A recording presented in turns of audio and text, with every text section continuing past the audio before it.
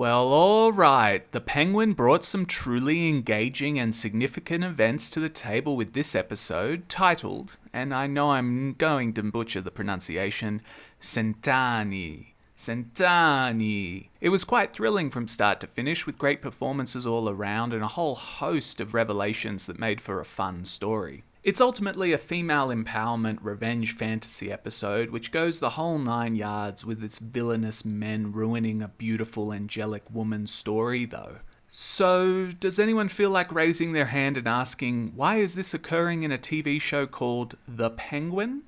I'll touch on that later. This episode of The Penguin isn't about the Penguin at all, but rather a flashback episode following Sofia Falcone as she becomes the Hangman. Or rather, it turns out she never was the Hangman, since it was her father who killed all those girls, and he just pinned it on his darling daughter when she started to question his role in the murder of her mother. What follows is a brutal death, burial, and resurrection of Sofia Falcone as she descends into the bowels of hell that is Arkham Asylum and is transformed through abuse into the woman we've seen in the previous 3 episodes. In other words, batshit crazy, for real, no cap. When Sofia is freed from Arkham and once more faced with the threat of persecution from the men in her life, she is presented with a simple yet all-important choice. Will she continue to tolerate that abuse or fight back? This episode is all about Kristen Milioti, and she certainly deserves an Emmy nomination for her performance. During a flashback to when Sofia was younger, Milioti plays her with such insecure, gangly movements and doe eyes. During her time in Arkham, we witness her move from abject terror to crazier eyes with rounded shoulders, as she physically conveys being a trapped and tormented rat.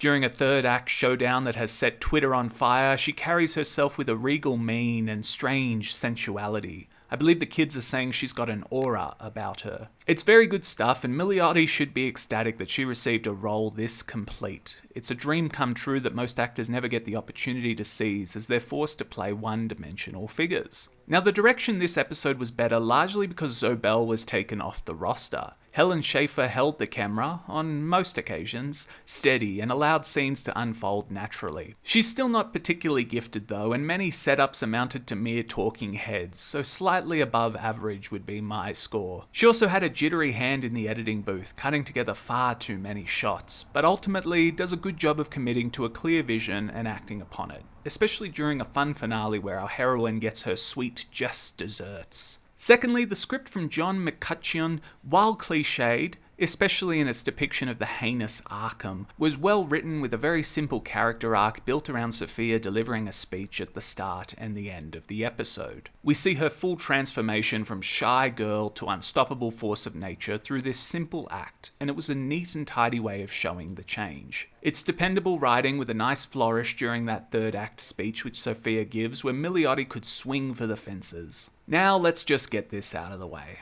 From the very start of The Penguin, I voiced concern with the series falling apart because of filler episodes and our lead character being replaced in his own TV show. Cent'anni does the latter with gusto as it reframes the series around Sofia Falcone in an obvious way. This isn't going to be Oz becoming the king of Gotham after all, no sir. It's going to be Sofia Falcone assuming her rightful place as head of the Falcone family. Not only is she now portrayed as an anti-hero instead of a psychotic villain, she's also an avenging angel who enjoys righteous vengeance against those who have unjustly wronged her, instead of simply being an ambitious murderer. Not only is she a woman denied leadership in a sexist organization, she's also the one her father desired to rule after he died all along, not her brother Alberto. Furthermore, she's a heroic figure who dared to question the powerful and wicked men who ran the organization, even if it meant suffering punishment for her integrity. Now, is this a problem?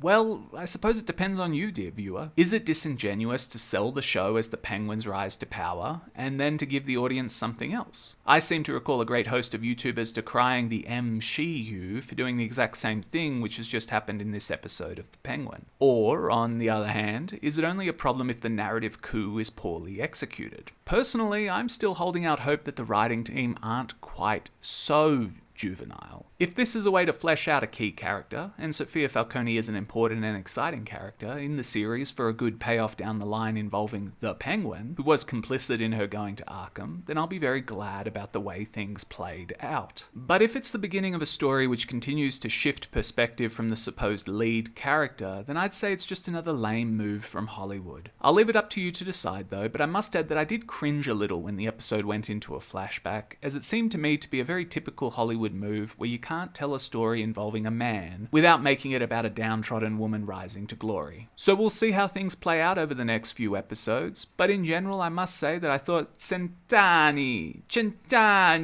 was actually a pretty good episode and was a lot of fun, and as always I'm really impressed with the acting. Kristen Milioti did a wonderful job. Thanks for watching. You're playing a dangerous game with his family on. You think I want Sofia Falcone knocking on my door? She is the Hangman. What is it you're really after, Oz? Gonna tear down the Empire from the inside out.